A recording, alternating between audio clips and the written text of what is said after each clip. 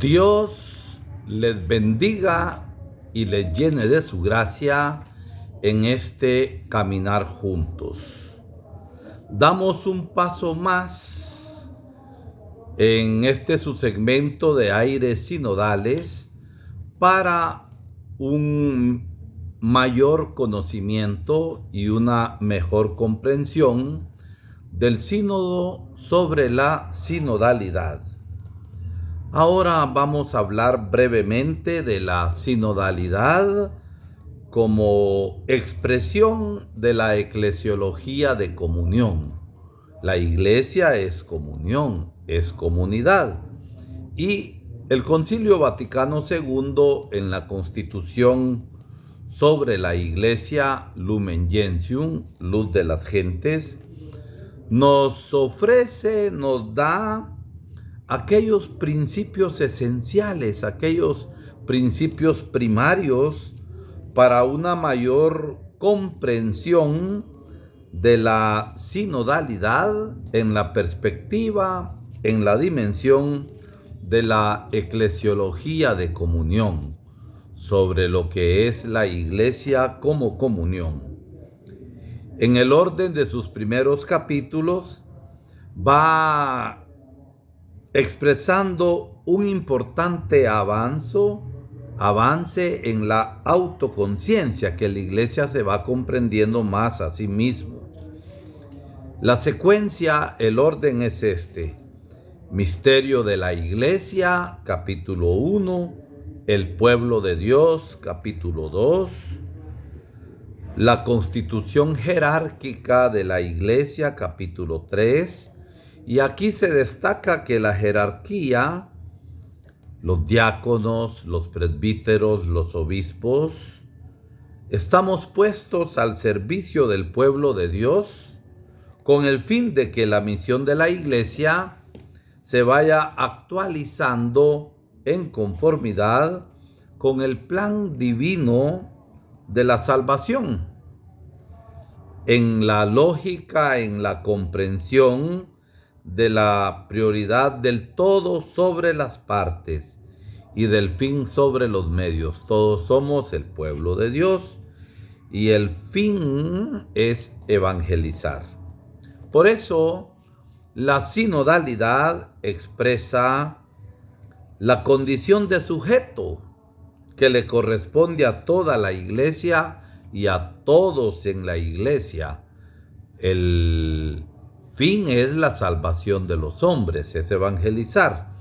Pero todos nosotros somos instrumentos vivos en esta obra de evangelización. Los creyentes, hemos dicho ya, somos compañeros de camino, llamados a ser instrumentos activos en cuanto que por el bautismo participamos del único sacerdocio de Cristo y somos también destinatarios de los distintos carismas, de los distintos dones que el Espíritu Santo da en la iglesia, no para vanagloria personal, para uso personal, sino en vista del bien común, del bien de los hermanos.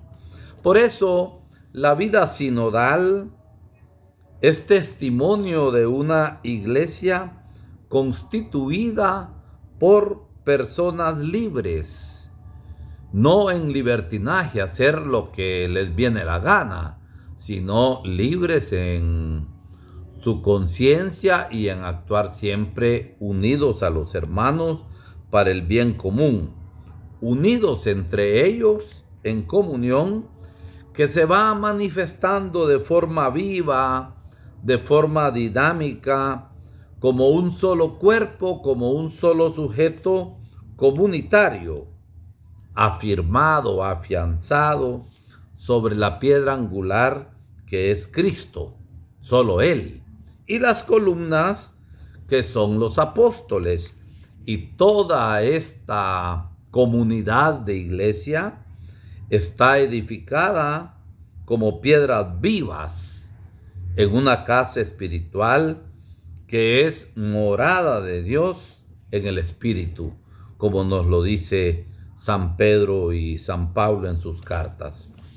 De aquí que todos los fieles estamos llamados a testimoniar y a anunciar la palabra de verdad y de vida, en cuanto a que todos somos miembros del pueblo de Dios, que es un pueblo profético, que predica y que testimonia, que es un pueblo sacerdotal, ofrece el sacrificio, y es un pueblo real en virtud del bautismo, llamados al reino de Dios. Los obispos ejercen su específica autoridad apostólica como servicio, enseñando, son maestros en la fe, santificando, son sacerdotes, gobernando o pastoreando la iglesia particular, la diócesis, que se le ha confiado a su cuidado pastoral, al servicio de la misión en el pueblo de Dios. Y de aquí que la unción del Espíritu Santo se manifiesta en el sensus fidei de los fieles, es decir, los fieles en lo que es la fe, la costumbre, la moral, la doctrina, tienen un sentido común de la fe para no equivocarse. En todos los bautizados, desde el primero hasta el último, va actuando la fuerza santificadora del Espíritu que nos impulsa, que nos mueve a evangelizar. El pueblo de Dios es santo por esta unción que lo hace infalible cuando está como creyente, que no se equivoque en la fe. Y esto significa que cuando cree, no se equivoca, aunque no encuentre palabras para explicar su fe. Es el Espíritu quien la guía en la verdad y la conduce a la salvación. Como parte de su misterio de amor hacia la humanidad, Dios dota a la totalidad de los fieles de un instinto, podríamos decir, de fe, es decir, el sensus fidei, que ayuda a todo el pueblo de Dios a discernir, a darse cuenta de aquello que viene realmente de Dios. Por eso el Espíritu Santo otorga a los cristianos, siempre de acuerdo a las realidades divinas, una naturalidad para comprender y vivir sobre todo. Y esto se expresa en el sentir con la iglesia. Uno siente con la iglesia, sentir, experimentar y percibir en armonía con la iglesia. Si no es así, estamos caminando fuera. Se requiere no solamente de los teólogos, de aquellos que profundizan las verdades de fe, sino de todos los fieles. Une a todos los miembros del pueblo de Dios en su peregrinación, y esto es la clave del caminar juntos.